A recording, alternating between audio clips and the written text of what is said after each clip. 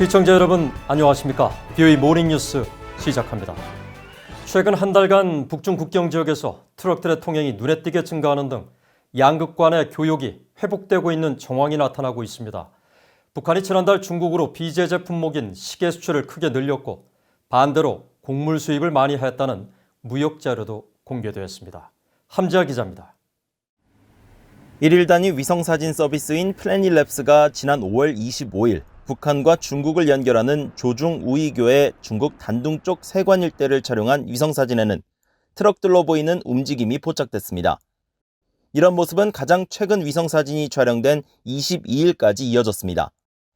특히 지난 11일과 15일 촬영된 위성사진에는 평소보다 많은 트럭들이 이 지점을 가득 채우고 있었습니다.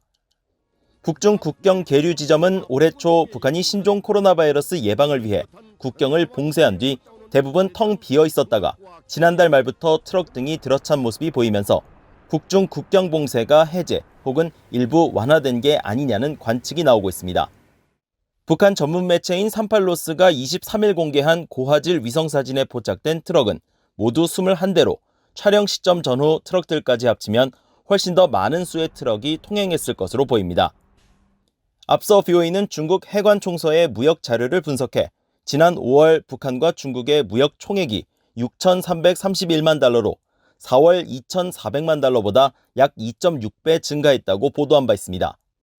해관총서가 26일 추가 공개한 세부 무역 자료에서는 북한이 중국으로부터 식량 수입을 크게 늘린 사실도 확인됐습니다. 5월 한 달 북한은 밀가루 등 곡물가루 약 29,130톤, 약 945만 달러어치를 사들였습니다. 이는 대두유 관련 제품 1,102만 달러에 이어 두 번째로 많은 것으로 157만 달러를 기록한 전달보다 약 6배 늘어난 수치입니다. 지난해 북한은 총 7,317만 달러어치의 밀가루 등 곡물가루 제품을 중국에서 수입했는데 전달의 수입액을 초과한 건 지난해 12월이 유일했습니다.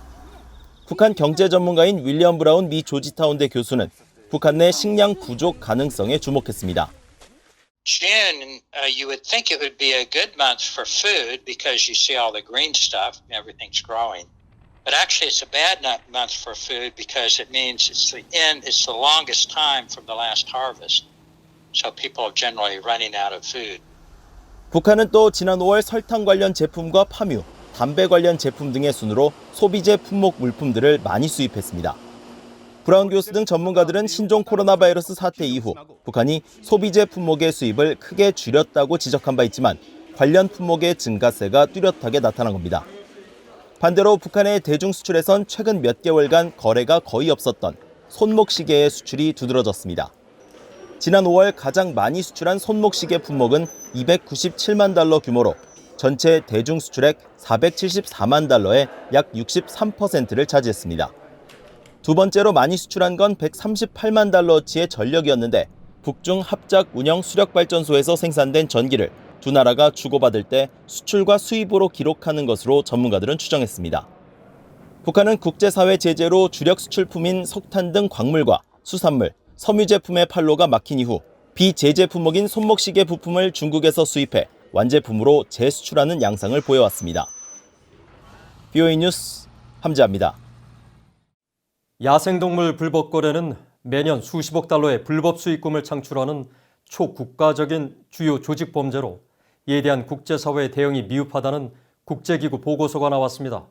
특히 북한은 아프리카 지역에서 외교관을 통한 야생동물 밀거래에 깊숙이 개입해온 것으로 알려져 있습니다. 지다경 기자입니다. 국제자금세탁방지기구 FATF는 지난 25일 야생동물 불법 거래로 창출된 불법 자금세탁의 위험성을 강조하고 관련국의 대응 방안 이행을 촉구하는 첫 보고서를 발간했습니다. 보고서는 야생동물 불법 거래가 매년 수십억 달러의 불법 수익을 창출하는 초국가적 주요 조직 범죄라고 강조했는데 특히 수익을 이전하고 은닉하며 세탁하기 위해 금융기관의 건전성을 훼손하고 있다고 지적했습니다. 그러면서 야생동물 불법 거래로 얻은 수익이 야생동물에 대한 불법적 포획과 판매가 이뤄지는 해당국 관할권 내의 문제만이 아닌 전 세계적 위협이라고 우려했습니다. 보고서는 그러나 이 같은 부정적인 결과에도 불구하고 관련국들이 야생동물 거래와 관련한 불법 금융거래 조사에 미온적이라면서 대응책을 제시했습니다. 국가별로 야생동물 불법 거래 관련 자금 세탁 위험도를 평가하고 법제를 정비할 것과 관련 당국의 가용한 충분한 자원과 전문 인력을 보장할 것, 범죄 금융 수사의 병행적 진행 등을 권고한 것입니다. 이어 유관국들이 정기적으로 다자간 대화를 하고 관련 정보를 공유해 국제적인 협력을 증진해야 한다고 강조했습니다. 북한은 그동안 외교 간의 외교 행랑을 악용해 아프리카 지역에서 야생동물 불법 거래를 통한 수익을 올리고 있는 것으로 알려져 왔습니다. 영국의 싱크탱크인 합동군사연구소는 지난 4월 보고서를 통해 북한이 동남부 아프리카에서 야생동물 밀반입 등으로 핵과 대량 살상 무기 확산 활동을 위한 불법 수익을 창출해왔다고 밝혔습니다. 국제단체인 다국적 조직 범죄 반대 구상도 앞서 지난 2017년 보고서에서 북한 외교 여권 소지자들이 1986년 이후 아프리카에서만 최소 18건의 콧불 쏘불과 코끼리 상암 일수에 관여했다고 밝혔습니다. 남아공 당국은 북한이 남아공 주재 대사관을 통해 대사관이 없는 아프리카 내 주변국들과도 불법 거래에 나서고 있다는 혐의에 대해서도 조사하고 있다며 관련 불법 거래를 적극 조사해 차단에 나설 계획이라고 강조했습니다. VN뉴스 지다겸입니다. 미국 공군의 장거리 전략 폭격기 B-52H 스역대가 3년 만에 알래스카 아일슨 공군기지에 배치돼 유사시 한반도 인근까지 작전 수행이 가능해진 것으로 알려졌습니다. 미국 태평양 공군사령부는 29일 B-52H 스역대가 지난 14일부터 21일까지 인도 태평양 지역에서 여러 차례 연합훈련 임무를 마치고 알래스카 미 공군기지에 배치되었다고 밝혔습니다. 또 이를 위해 21일엔 일본 인근에서 최종 훈련 임무를 소화한 것으로 확인됐습니다. B-52H는 대륙간 탄도미사일, 전략 핵잠수함과 함께 미국의 3대 핵무기 전력으로 꼽히는 기종으로 최대 31톤의 폭탄을 싣고 6,400km 이상 비행해 단독 임무를 수행할 수 있고 알래스카 배치는 2017년 7월 이후 3년 만입니다. 미 공군은 아일슨 기지에 배치된 이들 폭격기의 작전 반경은 동시베리아해 지역에서 일본 인근 해역까지라면서 이번 배치는 동맹국에 대한 미국의 공약을 확인하고 불확실한 안보 환경에서 폭격기를 운용할 수 있는 역량을 입증한 것이라고 설명했습니다.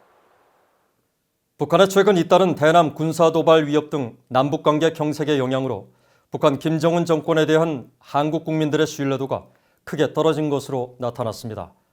한국정부산하통일연구원은 최근 발표한 2020년 통일의식 설문조사에서 김정은 정권에 대한 한국 국민들의 신뢰도는 15.8%로 미국과 남북한 정상 외교가 활발했던 지난해 4월 33.5%까지 올라갔던 것에 비해 크게 하락했다고 밝혔습니다. 미한 동맹과 관련해선 안보와 경제 측면에서 미한 관계가 중요하며 필요하다고 응답한 사람이 90.2%로 나타났고 주한미군주둔이 필요하다는 의견도 85%를 기록해 높은 지지를 보인 것으로 나타났습니다. 또 미국과 중국 두 나라의 중요도를 묻는 질문엔 안보 차원에서 미국이 중요하다고 답한 비율이 50%를 넘었고 중국이 중요하다고 답한 비율은 2.6%에 그쳐 큰 차이를 보였습니다.